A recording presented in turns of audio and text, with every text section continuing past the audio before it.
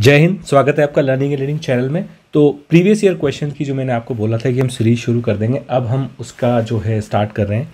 और अभी हम सबसे पहले साइंस के करेंगे, उसके बाद मैथ्स के करेंगे। तो 5 साल के जो आपके पेपर हैं वो रीड के कंप्लीट सॉल्व कर लेंगे 15 जुलाई से पहले। ये हमारा यहाँ पे टारगेट रहेगा, ठीक है। 15 जुलाई से पहले अपन सारे जो साइंस के और मैथ्स के पेपर सॉल्व कर लेंगे, ठीक है। उसके बाद जो आपका नेक्स्ट एग्ज़ाम रहेगा, जो मेन एग्ज़ाम रहेगा, उसके लिए हम बाकी और सी टेट के और भी जो टेट होते हैं उनके रिलेटिव हमारे टॉपिक वाले क्वेश्चंस भी ले लेंगे, तो आपकी और प्रैक्टिस उसमें ज़्यादा हो जाएगी, ठीक है। तो वेस्ट नहीं करते हैं टाइम, स्टार्ट करते हैं आज का डिस्कशन। तो टॉपिक जो हम कवर करेंगे, आपका वही सिलेबस जो हमने क्रैश कोर्स आपको पढ़ाया है, वही वाले टॉपिक्स हम सारे यहाँ पे कवर करने वाले हैं। और कुछ जो टॉपिक छूट गए हैं क्रैश कोर्स में, उनको हम ड्यूरिंग क्वेश्चन को सॉल्व करते वक्त ही उसका भी हम जो आइडिया थ्योरेटिकल वाला ले लेंगे, ठीक है। तो स्टार्ट करते हैं पहला क्वेश्चन। तो सबसे पहली बात तो 2017 का पेपर है साइंस का। 2017 का मैंने लिया, रैंडम ही है। उसके बाद हम 5 साल के करेंगे साइंस के, उसके बाद 5 मैथ्स के करेंगे, ठीक है। सबसे पहला क्वेश्चन आपका बायोलॉजी टॉपिक से है, जो आपका cristae are found in which cell organelle. ये होता है आपका किस कोशिकांग में क्रिस्टी पाई जाती है, ठीक है। तो ये आपको ध्यान रखना है। आपका जो माइटोकॉन्ड्रिया होता है, माइटोकॉन्ड्रिया का स्ट्रक्चर आपने देखा होगा, इसके बीच में जो आपका ये जो चीज़ होती है, ये इनको बोलते हैं क्रिस्टी, जिनको नथिंग बट ये आपकी होती है क्या, जो कोशिकांग होती है, उसमें माइटोकॉन्ड्रिया में क्रिस्टी जो पाई जाती है, ठीक है। इस तरह की जली टाइप के कुछ होते हैं, तो आपको पाई जाती है। तो किस में पाई जाती है? माइटोकॉन्ड्रिया में। तो आपका इसका आंसर क्या हो जाएगा? ऑप्शन नंबर बी, ठीक है। तो ये आपका माइटोकॉन्ड्रिया का स्ट्रक्चर है। ये उसकी आउटर मेम्ब्रेन होती है, ये वाली उसकी इनर मेम्ब्रेन होती है, और ये जो होती है आपकी, ये इसको बोलते हैं क्रिस्टी, ठीक है। तो क्रिस्टी कहाँ पाई जाती है? माइटोकॉन्ड्रिया में पाई जाती है। नॉर्मली बायोलॉजी में जो क्वेश्चन पूछे जाते हैं वो नॉर्मली स्ट्रेट पूछे जाते हैं क्वेश्चन, उसमें कोई लॉजिक नहीं है। आपको डायरेक्ट पता होना चाहिए कि वो जो माइटोकॉन्ड्रिया है उसका पूरा स्ट्रक्चर पता होना चाहिए। ऐसे आपको जो क्लोरोप्लास्ट है उनका स्ट्रक्चर पता होना चाहिए, ताकि आपसे कुछ भी उसके अंदर कहाँ पाई जाती है आपसे पूछा जा सकता है, ठीक है। चलते हैं नेक्स्ट क्वेश्चन की तरफ। Which is an insectivorous plant. इसमें से आपसे पूछा है कि निम्न में से कौन सा जो है कीटाहारी पादप है। तो वैसे आपको क्वेश्चन से पता चल रहा होगा, कीटाहारी पादप मतलब जो आपके फ्लावर्स होते हैं वो क्या होता है? इंसेक्टिवायरस। वो इंसेक्ट्स को खाते हैं, उनका जो पोषण होता है मेनली वो किससे होता है? इंसेक्ट से होता है। तो अगर थ्योरेटिकल नोट में आपको पढ़ाना चाहूँ तो insectivorous means this plant derive most of the nutrition from the insects. तो ये क्या करते हैं? उनकी इस तरीके की बनावट होती है कि वो इंसेक्ट्स को जो होते हैं अपने अंदर कैच कर लेते हैं, और उसके बाद उन्हीं के थ्रू अपना जो पूरा न्यूट्रिशन होता है वो कंज्यूम करते हैं। मेनली जो ह्यूमिड एरियाज़ होते हैं, जैसे आपका डेजर्टी एरिया जो होता है, इस टाइप के एरिया होते हैं, ये जहाँ पे सनलाइट और मॉइस्चर बहुत होता है वहाँ पे ये मेनली पाए जाते हैं, ठीक है। They are found in a nitrogen deficient soil. Normally जो जहाँ पे जिस भी आपकी जो सॉइल होती है उसमें नाइट्रोजन डिफिशिएंट होता है, तो आपकी क्या होती है? इस टाइप के पाए जाते हैं। डिफरेंट टाइप के होते हैं, जैसे आपकी this are commonly found in utricularia. Utricularia जो होता है इस टाइप के जो कीटाहारी आपकी जो पादप की सीरीज़ होती है उसमें आपके जो है मोस्टली इंसेक्टिवायरस टाइप के प्लांट पाए जाते हैं। और टेक्निक ये क्या यूज़ करते हैं, ये आपका एक और यहाँ से क्वेश्चन बन सकता है कि what technique they use to suck the small organism, यानी कि जो आपके कीड़े होते हैं उनको किस तरीके से खाते हैं। जो टेक्निक होती है उसको बोलते हैं हम पार्शियल वैक्यूम, ठीक है। तो आपके डिफरेंट टाइप के होते हैं, ये भी आपका होता है, यूटिकोलिया होता है, कॉक्सी होता है, ड्रोसेरा कैप्निसिस होता है। इसमें आपका जो आंसर हो जाएगा वो हो जाएगा कौन सा? ऑप्शन नंबर बी, यानी कि आपका जो वन ऑफ द इंसेक्टिवायरस प्लांट क्या है वो है यूट्रिकोलिरिया। लेकिन आप इसमें से अगर ये भी होता तो आपको फिर ये आंसर भी लगा सकते हो, ठीक है। 2 क्वेश्चन 3 क्वेश्चन इसमें से और बन सकते हैं इसी में से। एक तो क्या टेक्निक यूज़ करते हैं, ठीक है। और आपको ध्यान रखना है कि यहाँ जो इस तरीके के जो प्लांट्स है वो नाइट्रोजन डिफिशिएंट एरिया में, नाइट्रोजन डिफिशिएंट सॉइल में ही डेवलप होते हैं, ठीक है। तो 123 क्वेश्चन आपका है सोलर सिस्टम में से। ये आपका नॉर्मली जो टॉपिक माना जाएगा जनरल साइंस का जो टॉपिक, उसमें सोलर सिस्टम आपका एक सेपरेट टॉपिक भी है उसमें। तो आपको इसमें से भी कई सारे क्वेश्चंस पूछे जाते हैं। लगभग जितने भी क्वेश्चन पूछे जा सकते हैं या पूछ सकते हैं वो मैं इसी क्वेश्चन में हम डिस्कस कर लेंगे। तो which is the red planet in solar system, ये तो आपका इसका आंसर हो जाएगा मार्स। क्यों? क्योंकि ये भी क्वेश्चन आपसे पूछा जाता है because of the red soil, या फिर जो है वहाँ पे रॉक माउंटेन जो है वो मोस्टली क्या है? रेड कलर के हैं। जितने भी आपके माउंटेन्स हैं, रॉक हैं, वो क्या है? रेड कलर के हैं। तो इतने ज़्यादा हैं कि वो दूर से देखने पे उसका पूरे प्लानट का जो कलर है वो रेड दिखता है, ठीक है।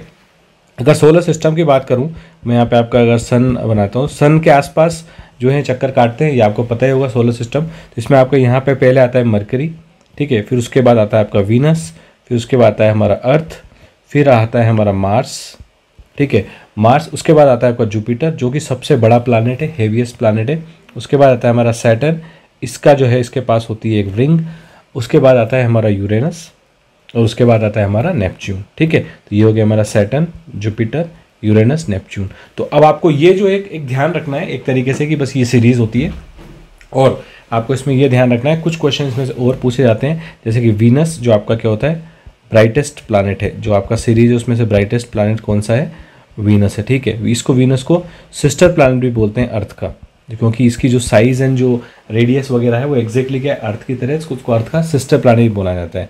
मरकरी आपका nearest planet to the sun, obviously यहाँ से बन जाता है। ठीक है, हम कौन से प्लानट में रहते हैं वो तो आपको अर्थ पता ही है। Red planet Mars. ठीक है, और ये भी Jupiter, biggest planet is the Jupiter, जो आपका वेट में साइज में जो बिगेस्ट प्लानट होता है वो जुपिटर होता है। और आपका सैटर्न जो रिंग प्लानट इसको बोला जाता है, क्योंकि इसके आसपास एक रिंग होती है इसलिए इसको बोला जाता है रिंग प्लानट। ठीक है, और एक जो इसमें चीज़ आपको पूछी जा सकती है कि रिंग जो है ये किसकी बनी हुई होती है, तो ये जो एस्ट्रॉइड्स होते हैं, ये एस्ट्रॉइड्स आपके क्या होते हैं, इसके आसपास चक्कर काटते रहते हैं। नॉर्मली इन एस्ट्रॉइड्स में कुछ इसके जो है इसके प्लानट भी होते हैं, यानी कि आपको पता होगा सैटेलाइट जिनको बोलते हैं, प्लानट के जो आसपास चक्कर काटते हैं उनको हम क्या बोलते हैं, सैटेलाइट। ठीक है, तो सैटेलाइट्स जो होते हैं उसमें इसके इस तरीके से चक्कर काटते हैं कि दूर से देखने पे वो रिंग की तरह आपका लगता है, इसलिए उसको क्या बोल देते हैं हम, उसको बोल देते हैं हम रिंग प्लानट। ठीक है, उसके बाद आपका यूरेनस, और सबसे फार्देस्ट प्लानट कौन सा है आपका, जो है आपका नेपच्यून। ठीक है,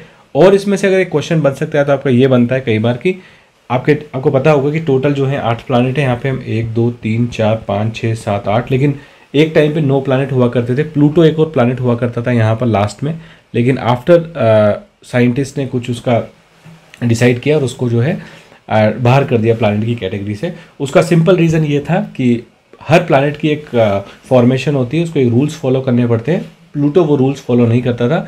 ठीक है, 3 मेनली रूल होते हैं, हम जब इसका प्लानट का डिटेल्स में कहीं पढ़ेंगे तो मैं आपको बताऊंगा। ठीक है, अभी आपको ये स्मॉल वन लाइनर चीज़ें याद रखनी है, इनमें से भी आपसे क्वेश्चन पूछा जा सकता है। ठीक है, तो बात करते हैं 125 क्वेश्चन की। Which food group is the richest in energy and terms of kilo calorie पर ग्राम। नॉर्मली क्या होता है, जो भी आप खाना खाते हो उसमें कैलोरी होती है, उसकी एनर्जी होती है। ठीक है, तो आपसे पूछा गया है, नॉर्मल बायोलॉजी का क्वेश्चन है, आपका बायोलॉजी का वो वाला क्वेश्चन है, हेल्थ एंड सेक्टर जो वाला टॉपिक है उसका एक क्वेश्चन है। तो नॉर्मली सिंपल सी बात है, सबसे ज़्यादा एनर्जी होती है वो आपकी किस में होती है, फैट्स में होती है। ठीक है, तो इसमें ऑप्शन देख लो, ऑप्शन नंबर डी, तो आपका क्या हो जाएगा, तेल और वसा जो होते हैं आपके, इनमें सबसे ज़्यादा आपकी एनर्जी होती है। तो fats have the greatest amount of the food energy पर मास अप टू 9 कैलोरी किलोग्राम। तो ये भी आप देख सकते हो, पर मास जो कितनी होती है, 9 kilo calorie. Most of the carbs and the proteins have approximately 4 kilo calorie gram. तो ठीक है, जो फैट्स होते हैं उसमें आपकी जो एनर्जी होती है वो कितनी होती है, 9 किलो कैलोरी के आसपास होती है पर ग्राम में। और जो आपके प्रोटीन रिच फूड होते हैं, ठीक है, कार्ब्स और प्रोटीन रिच फूड होते हैं, उसमें आपकी क्या होती है, प्रोटीन और जो कार्ब रिच फूड होते हैं उसमें आपकी होती है लगभग 4 के आसपास। ठीक है, तो सबसे ज़्यादा जो होती है वो किस में होती है, पर ग्राम आपकी एनर्जी होती है वो ऑयल एंड फैट्स, नट्स होते हैं, ऑयल सीड्स, उसमें होती है। ठीक है, नेक्स्ट क्वेश्चन देखते हैं। नेक्स्ट क्वेश्चन आपका है, which one of the following statements correct with reference to luteinizing hormone. ठीक है, नॉर्मली ल्यूटिनाइजिंग हार्मोन के बारे में कहा जाता है कि आपका जो है पिट्यूटरी ग्लैंड जो होती है आपकी, पीयूष ग्रंथि इसको बोलते हैं हिंदी में, उसके द्वारा उत्सर्जित किया जाता है। ये भी एक आपका क्वेश्चन बन सकता है आपसे कि LH ल्यूटिनाइजिंग हार्मोन जो है किस ग्रंथि द्वारा उत्सर्जित किया जाता है, तो आपका वहाँ आंसर बन जाएगा pituitary gland which is nothing but Piyush ग्रंथि। इसका जो मेन होता है जो हार्मोन होता है, ये कंट्रोल द रिप्रोडक्टिव सिस्टम। ठीक है, जो आपका रिप्रोडक्टिव सिस्टम होता है मेल फीमेल दोनों में, उसके लिए ये जो है रिस्पॉन्सिबल होता है। ठीक है, और विमेन में ये जो है जो आपका मेंस्ट्रुएशन साइकिल होता है उसको भी बैलेंस करने में, उसको भी डिफरेंट रोल करने में काम आता है। ठीक है, तो वहाँ भी काम आता है, लेकिन जो आपका मेन इसका जो पर्पस है वो क्या है, रिप्रोडक्शन सिस्टम है दोनों में ही। ठीक है, अब पूछा क्या है, करेक्ट सेंटेंस आपसे पूछा है, तो it is a neuro hormone. No, neuro hormone नहीं है, ये एक आपका जो है एक जो है रिप्रोडक्टिव हार्मोन है। It is secreted by graafian follicles. No, ये आपका जो है पीयूष ग्रंथि द्वारा उत्सर्जित किया जाता है। It does no synergy with FSH। It does actually, it does have a synergy with the FSH, तो ये भी आपका गलत हो जाएगा। FSH कुछ नहीं होता है, आपका होता है फोलिसाइल स्टिमुलेटिंग हार्मोन, और ये जो होता है आपका LH के साथ सिनर्जी रखता है। तो सिंपल सी बात है, आपका सिंपल सा आंसर क्या हो जाएगा इसका, ए, जो मैंने आपको पहले ही बता दिया, आप डायरेक्ट भी लगा सकते थे। It simulates to produce testosterone. ये क्या होते हैं, टेस्टोस्टेरोन आपके जो होते हैं वो क्या होते हैं, मेल के उसमें रिप्रोडक्टिव सिस्टम में आपके काम आते हैं। ठीक है, तो वहाँ ये उनको भी स्टिमुलेट करता है, उनको प्रोड्यूस करने के लिए, तो वहाँ से आपका आंसर हो जाएगा ऑप्शन नंबर ए। उसके बाद आपकी क्वेश्चन आता है the strategy of alternation between sexual and asexual production is known as. ठीक है, ये आपका जो होता है डिफरेंट टाइप के आपके सेक्सुअल एसेक्सुअल प्रोडक्शन होते हैं, जो मैंने यहाँ पे आपको डिटेल में बता भी रखे हैं। इसका आंसर हो जाएगा ऑप्शन नंबर सी, आपका जो है विषम युग्मन या उसको बोल दो हेट्रोगैमी, जो आपका होता है वो अल्टरनेशन होता है सेक्सुअल और एसेक्सुअल प्रोडक्शन में। नॉर्मली आपका जो है बर्ड्स, फिशेस, इंसेक्ट्स, इनमें जो है काम आता है। ठीक है, और it is condition of having male and female gametes, there are different size. ठीक है, और यहाँ पे ये भी आप ध्यान रख सकते हो एक्स वाई, तो ये 3 पॉइंट्स भी आप ध्यान रख सकते हो। यहाँ से भी आपका क्वेश्चन बन सकता है, आपसे पूछा सकता है कि which of the condition which having male and female gametes are different in size is nothing but heterogamy. तो ये ऑप्शन भी आपका बन सकता है। बात करें दूसरे ऑप्शन की, तो अगर एक जनरल थियोरेटिकल पॉइंट पे बात करें तो सेक्सुअल प्रोडक्शन आपका क्या होता है, जो आपका reproduction of living organism intersection of 2 sexes. ठीक है, एसेक्सुअल होता है without the intersection of interaction of 2 sexes. उसके बाद आपका पॉलिम्ब्रियोनी होता है, जो आपको यहाँ पे ऑप्शन भी दे रखा है ए में, फॉर्मेशन ऑफ 2 और more embryos from a single fertilize egg. ये होता है आपका क्या होता है, पॉलिम्ब्रियोनी होता है। ये आपके जो सारे पॉइंट्स मैं लिख रहा हूँ ये भी आपका एक एक क्वेश्चन बन सकता है आने वाले टाइम में इस टॉपिक से, इसलिए मैंने यहाँ पे आपको बता दिया है।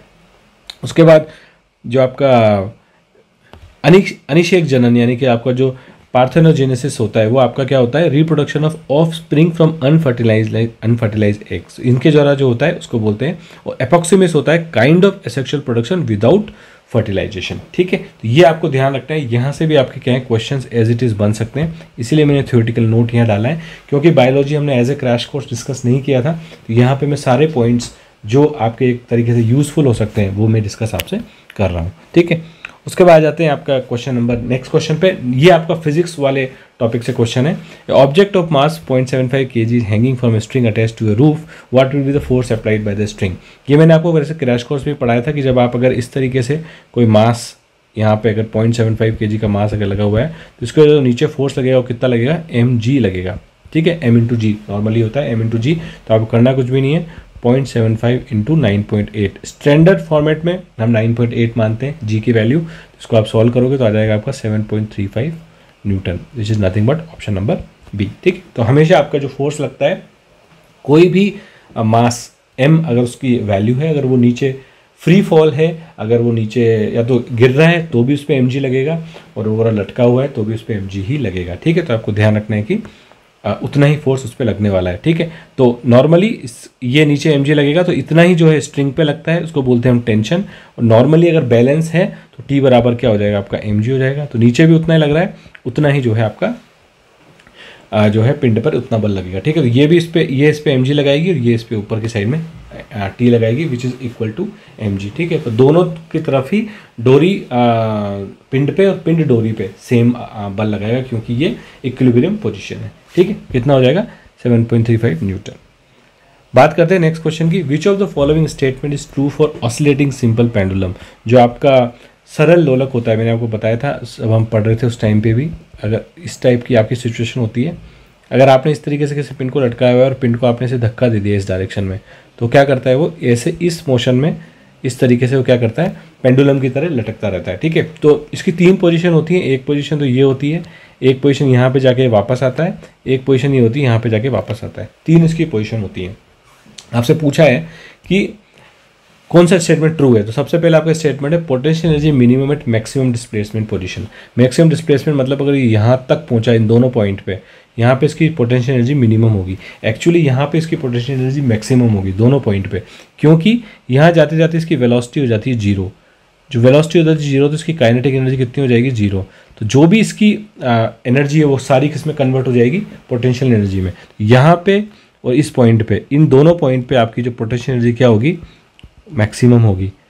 इस दोनों पॉइंट पे पोटेंशियल एनर्जी मैक्सिमम होगी, इस पॉइंट पे काइनेटिक एनर्जी मैक्सिमम होगी, क्योंकि यहाँ पर ये बहुत तेज वेलोसिटी से या तो इधर जा रहा होगा या फिर इधर जा रहा होगा। ठीक है, तो दोनों टाइम पे इसकी काइनेटिक एनर्जी मैक्सिमम होगी। तो अगर सारे ऑप्शन चेक करें तो kinetic energy minimum at equilibrium position, no, ये भी गलत है। आंसर तो वैसे क्लियर हो गया, potential energy maximum at maximum displacement position. तो ऑप्शन बी इसका करेक्ट आंसर हो जाएगा, यानी कि अधिकतम विस्थापन अवस्था में जो स्थितिज ऊर्जा होती है वो आपकी अधिकतम होती है। ठीक है, ये चीज़ आपको ध्यान रखनी है। क्वेश्चन देख लेते हैं, sound transmission take place. Sound transmission का मैंने आपको बताया था, साउंड ट्रांसमिशन टेक कैसे करती है, इस तरह की आपको वेव मिलेगी विच इज़ नथिंग बट प्रोग्रेसिव, चलती जा रही है वेव, ठीक है, आगे बढ़ती जाएगी, तो ये प्रोग्रेसिव है।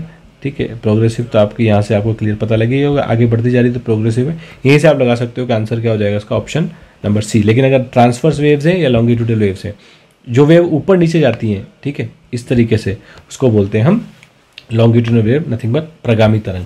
तो आपकी साउंड ट्रांसमिशन जो हमेशा टेक प्लेस लेता है वो कैसे करता है, अनुदैर्ध्य प्रगामी तरंग के रूप में ही ट्रांसमिट करता है, ठीक है।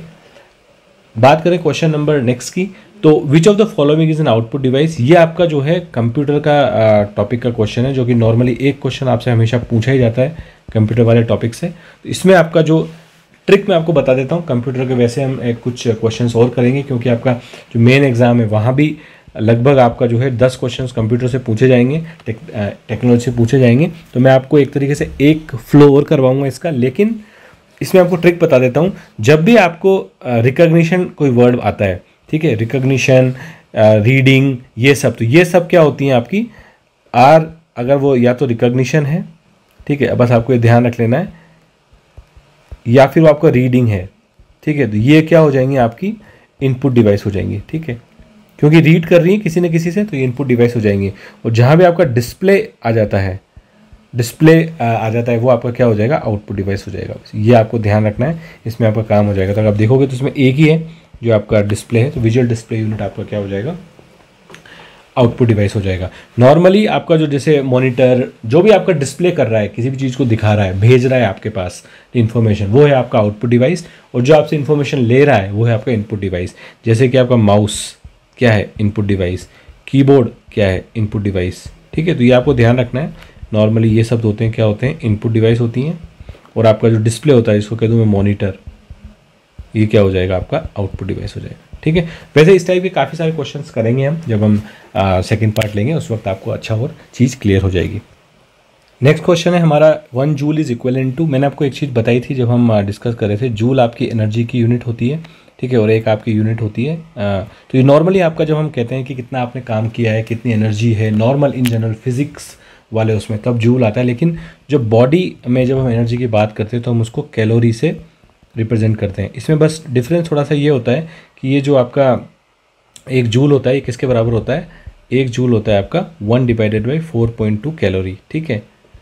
अब ये आपका नॉर्मल रिलेशनशिप होता है। अगर आप कहते हो कितने कैलोरी आपने कंज्यूम किए, तो आप क्या करते हो, उसको जूल में कन्वर्ट करना है तो आप कर सकते हो 4.2 से डिवाइड करोगे तो वो आपका कितना आ जाएगा, कैलोरी में कन्वर्ट हो जाएगा, ठीक है। तो 1 जूल बराबर कितना होता है, 1 डिवाइडेड बाई 4.2 कैलोरीज, ठीक है। तो इसका आंसर वैसे ये हो जाना चाहिए था, लेकिन एक प्रॉब्लम क्या आता है इसमें कि जो आपका कैपिटल लिखते हैं हम कैलोरी, ये होती है, इसको एक्चुअली ये कैलोरी होती है, ठीक है।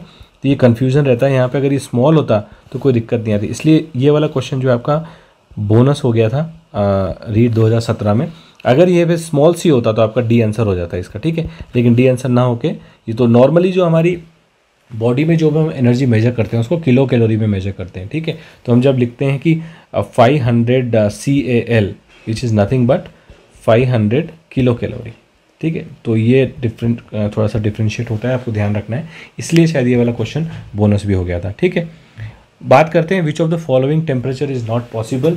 नॉर्मली मैंने आपको जब टेम्परेचर में आपको पढ़ा रहा था उस टाइम पे मैंने आपसे कहा था कि जो आपका टेम्परेचर होता है उसमें रिलेशनशिप क्या होता है, ये आपका सेंटीग्रेड, ये आपका फ़ारेनहाइट और आपका केल्विन, इसमें रिलेशनशिप होता है। अगर आपको कोई भी टेम्परेचर को कन्वर्ट करना है तो आप इस फॉर्मूले का यूज़ कर सकते हो।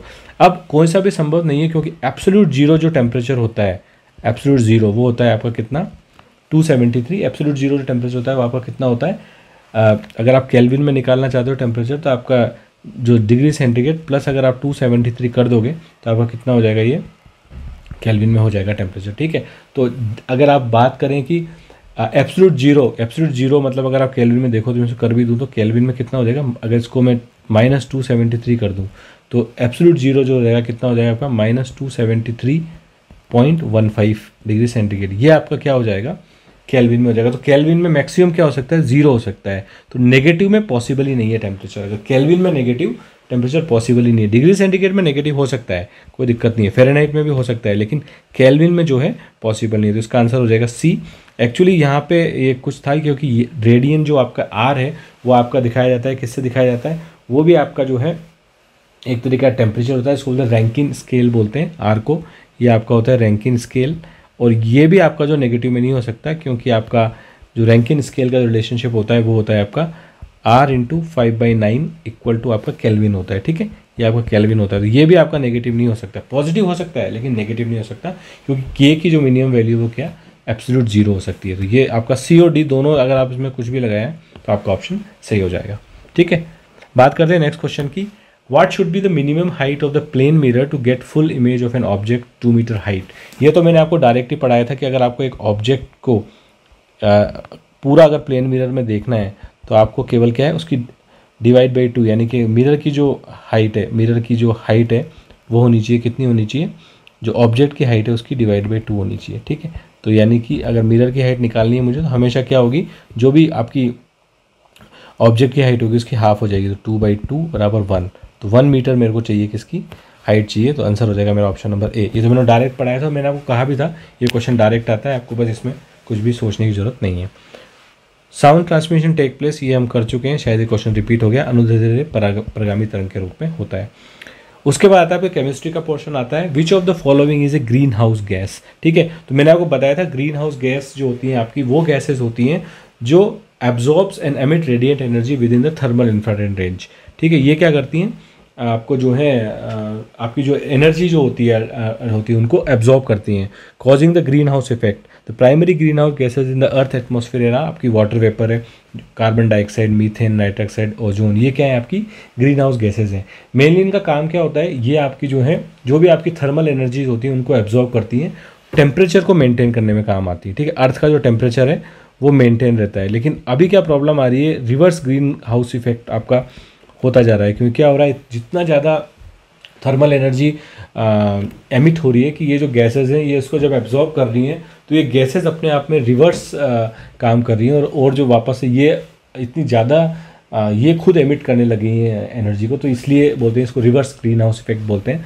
ये भी आपको ध्यान रखना है term, reverse green house effect क्या है, ये जो गैसेज हैं जो थर्मल एनर्जी को एब्जॉर्ब कर रही हैं ये खुद ही इतनी ज़्यादा एनर्जी हो गई है कि इनको भी फिर कहीं ना कहीं ये भी जब एमिट करती हैं तो वो भी फिर कहीं ना कहीं जो है डेंजर उत्पन्न करता है हमारी अर्थ के लिए, ठीक है। तो आपको ध्यान क्या रखना है, ये क्या करती हैं आपकी थर्मल एनर्जी को ऑब्जर्व करती हैं ग्रीन हाउस गैसेस, और वन ऑफ द गैस क्या है आपकी नाइट्रोजन ऑक्साइड, ठीक है। और ये भी हो सकती है carbon dioxide, methane, nitrous oxide, ozone, ये आपकी क्या है ग्रीन हाउस गैसेस हैं। उसके बाद बात करते हैं, आपका क्वेश्चन है chemical formula of ammonium nitride. अब आपको ये ध्यान रखना है केमिकल फार्मूला क्या है अमोनियम नाइट्राइड का, तो आपको इसमें एक चीज़ बस ध्यान रखनी है, नॉर्मली आपसे फार्मूला वाला क्वेश्चन पूछा ही जाता है, मैंने देखा है सारे पेपर जो देख रहा था एल्यूमिनियम सल्फेट इस टाइप के फार्मूले पूछे जाते हैं। तो ये एक तरीका तो ये है कि जितने भी ये सॉल्ट के जो फार्मूले हैं ये आपके साथ एक मैं चार्ट शेयर कर दूंगा, आपको ध्यान होना चाहिए, या फिर आपको एक चीज़ ध्यान रखनी है कहीं ना कहीं जो इनके वैलेंसीज होती हैं वो आपको ध्यान रखनी है, ठीक है। तो एक जो भी आयोनिक कंपाउंड होता है इसका एक सिंपल सा कॉन्सेप्ट होता है कि इलेक्ट्रिकली मस्ट बी न्यूट्रल होना चाहिए। एन को आपको पता होगा, एन के ऊपर क्या है -3 चार्ज होता है, और NH4 क्या ऊपर आपको पता है +1 चार्ज होता है। तो एंड ऑफ द डे मुझे 3 NH4 चाहिए इसको न्यूट्रल करने के लिए, तो इन 3 करूँगा तो ये कितना हो जाएगा 0, ये न्यूट्रल हो जाएगा। यानी कि फॉर्मूला का मेरा क्या बनेगा NH4 का होल थ्राइस, 3 मुझे NH4 चाहिए प्लस एक N, तो ये मेरा जो है फॉर्मूला बनेगा। ये तरीका है, छोटी सी ट्रिक है, अगर आपको वैलेंसीज पता है तो ठीक है, अगर आपको वैलेंसीज नहीं पता है तो आपको फिर फॉर्मूला पता होना चाहिए डायरेक्ट, ठीक है। तो ये ही मैंने कहा इसको, और बोलते क्या है इसको अमोनियम नाइट्रेट NH4 की होल थ्राइस N, तो ऑप्शन नंबर सी मेरा करेक्ट आंसर हो जाएगा इसका।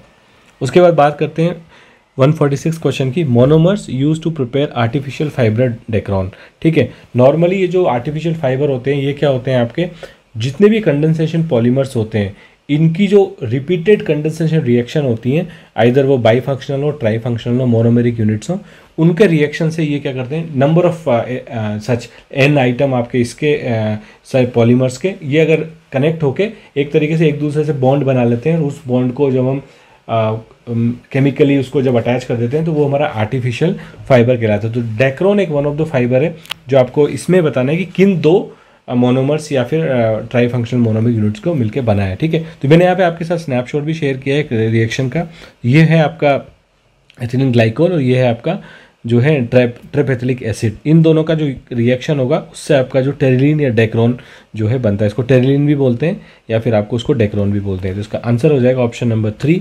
तो ये है आपका, ये चीज़ है आपकी एथिलीन ग्लाइकोल और ये है आपकी टेरिपेथिलिक एसिड जो रिएक्शन करके यहाँ से ये H और ये वाला H रिएक्शन करके आपका बना देता है क्या ये HH बन के आपके हाइड्रोजन गैस बन के बाहर निकल जाती है और ये आपका जो है बना देता है आपका आर्टिफिशियल फाइबर। ठीक है, तो ये बात आपको समझ में आ गई कि नॉर्मल केमिकल रिएक्शन है, लेकिन आपने देखा होगा अब N मॉलिक्यूल इसके हैं और N मॉलिक्यूल इसके हैं, तो लगभग आपके क्या होते हैं इसी तरीके से ज्वाइन कर करके बहुत सारे ऐसे मॉलिक्यूल एक दूसरे ज्वाइन बन जाते हैं, जिसको हम फिर फाइनल बोलते हैं आपका जो रेयॉन है, डेक्रोन है, ये क्या आर्टिफिशियल फाइबर है जो आपके काम में आते हैं क्लोथिंग में, इन टाइप की इंडस्ट्री में। बात करते हैं क्वेश्चन नंबर 147 की, anti acid substance use for treatment of acidity in stomach. देखो जो एसिडिटी होती है स्टमक में, आपको वो नॉर्मल बायोलॉजिकली पता है, अगर स्टमक में एक लेवल के ऊपर एसिड की मात्रा ज़्यादा हो जाती है तो आपको एसिडिटी की प्रॉब्लम हो जाती है। ठीक है, उसका जो मेन क्या है, नॉर्मल अगर आपका एसिड बहुत ज़्यादा हो रहा है तो आपको करना क्या है, कुछ आपको बेसिक कुछ भी एलिमेंट आपको डालना है जिसको बोलते हैं एल्कली एलिमेंट डालना है, जो क्या करते हैं फाइनली सॉल्ट बना दे या फिर एक आपका जो न्यूट्रल कर दे उस एसिडिटी को, जो भी आपकी पीएच है उस पीएच को वापस से नॉर्मल कर दे।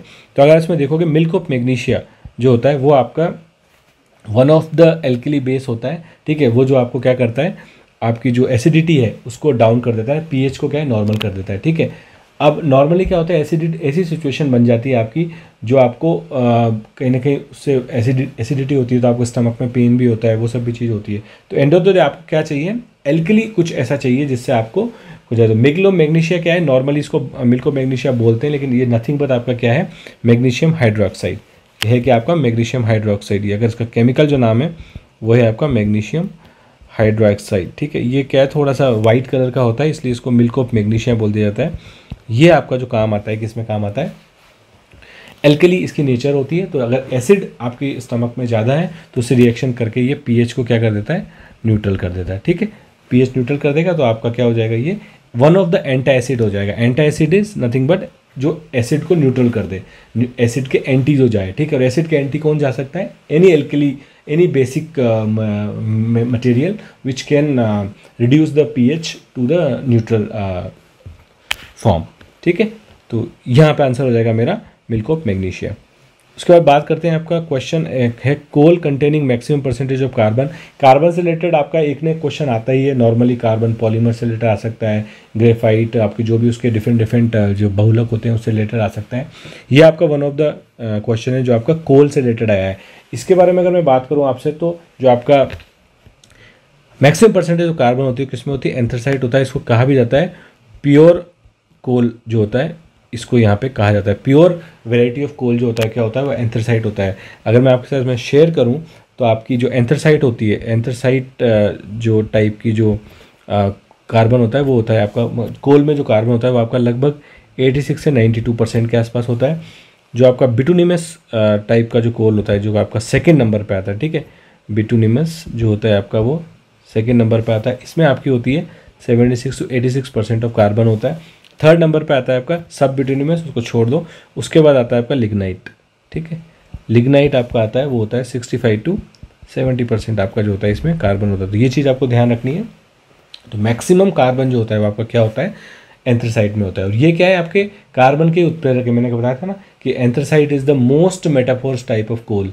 तो जिसमें क्या होता है आपका जितने ज़्यादा कार्बन के जो डिफरेंट टाइप के उत्प्रेरक होते हैं जो कोल कैटेगरी में आते हैं, उसमें आपके होता है एंथ्रासाइट, लिग्नाइट और बिटुमिनस। इसमें आपको ध्यान रखना है कि जो कार्बन की जो परसेंटेज है उनका जो ऑर्डर है वो क्या है, एंथ्रासाइट, बिटुमिनस और लिग्नाइट। ठीक है, ये चीज़ आपको ध्यान रखनी है। नेक्स्ट क्वेश्चन में चलते हैं। तो आपका आता है विच of the following is an output device. ये हम कर चुके हैं, मैंने आपको समझा भी दिया है। आपका शायद ये भी क्वेश्चन रिपीट हो गया है, लेकिन ट्रिक मैंने आपको बता दी है। जब भी आपको डिस्प्ले टाइप का कोई वर्ड आ जाए तो वो आपका क्या होगा, आउटपुट डिवाइस होगा। रिकॉग्निशन, रीडिंग, ये सब कुछ आ जाए तो वो आपका क्या हो जाएगा, इनपुट डिवाइस हो जाएगा।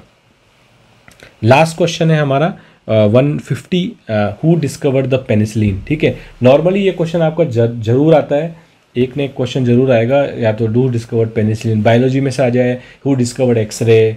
तो ये नॉर्मली आपको जो इंपॉर्टेंट चीज़ें जो क्वेश्चंस हमारे आएंगे वो तो मैं करवा ही दूंगा। इसका भी मैं आपको एक चार्ट दे दूंगा, आपको ध्यान रखना है। कहीं ना कहीं जीके प्लस उसका क्वेश्चन आता है, बायोलॉजी का भी आ सकता है, फिजिक्स का भी आ सकता है, केमिस्ट्री का भी आ सकता है। पेनिसिलिन की बात करें तो अलेक्जेंडर फ्लेमिंग जो थे जिन्होंने आपकी इसकी पेनिसिलिन की खोज की थी। और बात करें अगर एडवर्ड जेनर ने आपकी जो खोज की थी वो किसकी खोज की थी, ये ब्रिटिश फिजिशियन थे, साइंटिस्ट, जिन्होंने वैक्सीन्स की आपकी जो खोज की थी, जिसमें से जो बहुत ही इंपॉर्टेंट वैक्सीन थी वो थी आपकी स्मॉल पॉक्स की जो वैक्सीन आती है वो, तो ये आपका क्या हो जाएगा, अगर आपसे पूछा जाए कि स्मॉल पॉक्स वैक्सीन की खोज किसने की थी, तो उसका आंसर हो जाएगा आपका रॉबर्ट जेनर। रॉबर्ट हुक की अगर मैं बात करूं, रॉबर्ट हुक थे, ये भी जो है इंग्लिश साइंटिस्ट थे, जिन्होंने नॉर्मली आपका जो माइक्रो ऑर्गेनिज्म होता है उसकी खोज की थी। जो छोटे आपके कीड़े वगैरह होते हैं उनकी खोज में इनका योगदान रहा था। तो माइक्रो ऑर्गेनिज्म जो होते हैं ना, छोटे छोटे कीड़े होते हैं, उनकी जो खोज की थी वो रॉबर्ट हुक ने की थी। और ये क्या थे, इंग्लिश थे, ठीक है, ये भी आपको ध्यान रखना है, इंग्लिश आपके साइंटिस्ट थे, ठीक है। जर्मन साइंटिस्ट होते हैं, इंग्लिश होते हैं, इस तरह के होते हैं। उसके बाद आपका रॉबर्ट कोच की अगर बात करूँ तो ये आपके जो थे जर्मन साइंटिस्ट थे। इन्होंने जो खोज की थी वो खोज की थी आपकी, जो आपके जितने भी आपके ये जो डेडली आपके इन्फेक्शियस डिजीजेज होती हैं, जैसे ट्यूबरक्लोसिस हो गया, तो अगर टीबी में वैसे इनका बहुत नाम आता है, रॉबर्ट कोच का आप ध्यान रखना। टीबी की खोज किसने की थी, रॉबर्ट कोच ने की थी, ठीक है। तो ये हो गया आपका 2017 का पेपर हमारा लगभग ख़त्म हो गया है। देखो साइंस में सबसे बड़ी बात यह है कि ज़्यादा आपको सॉल्व करने की चीज़ें बहुत कमी होंगी, कुछ ना कुछ फिजिक्स में कुछ क्वेश्चंस आ सकते हैं जो आपको सॉल्व करने पड़े, बाकी आपके जो क्वेश्चंस हैं वो नॉर्मली स्ट्रेट फॉरवर्ड होते हैं। लेकिन मैंने कोशिश की है कि आपको कॉन्सेप्चुअली सॉल्व करवाऊँ क्वेश्चन को, और जो टॉपिक हमने क्रैश कोर्स में नहीं कवर किया है उसको मैं यहाँ पर आपको थ्योरेटिकल पार्टी पढ़ाऊँ, जैसे सोलर सिस्टम वाला था, या बायोलॉजी का कोई टॉपिक है, या फिर केमिस्ट्री का कोई टॉपिक है, ठीक है, तो उसको हम यहाँ पे पढ़ेंगे। यही हमारा टेक्निक रहेगी आगे के जो भी हम पेपर सॉल्व करेंगे, ठीक है। होप आपको ये कंटेंट अच्छा लगा होगा। कुछ भी आपको अगर डाउट है तो कमेंट सेक्शन में मुझे ज़रूर बताएं, और आपका कोई सजेशन है कि उन सजेशंस को मैं लेके आगे बढ़ूं, तो हम नेक्स्ट पेपर में उन सजेशन को भी अडॉप्ट कर लेंगे। नॉर्मली वीकली हम 3 से 4 वीडियो का प्लान कर रहे हैं, तो मुझे लगता है कि 5 वीडियो साइंस के और लगभग 5 वीडियो मैथ्स के, 10 वीडियो, तो 15 से 20 जुलाई तक आपका ये कंप्लीट हो जाएगा। 15 जुलाई मैं टारगेट ले रहा हूँ, ताकि आप सारे जो हैं पेपर्स एक बार देख लो। और ये इंपॉर्टेंट स्ट्रैटेजी होती है, मैंने आपको बताई थी कि जब भी आप किसी एग्जाम में जा रहे हो, प्रीवियस ईयर पेपर्स आपके पास सॉल्व होने चाहिए कंप्लीट, क्योंकि कई क्वेश्चन क्या रिपीट हो जाते हैं, और इस तरह के सॉल्यूशंस आपको एक आपका रिवीजन भी करवा देते हैं अगर आपने पूरा कोर्स कंप्लीट कर लिया है तो, ठीक है। तो होप आपको चीज़ समझ में आई होगी। कुछ डाउट है तो मेरे को कमेंट सेक्शन में जरूर बताना, ठीक है। तो इस वीडियो में फिलहाल इतना ही, मिलेंगे नेक्स्ट वीडियो में। धन्यवाद, जय हिंद।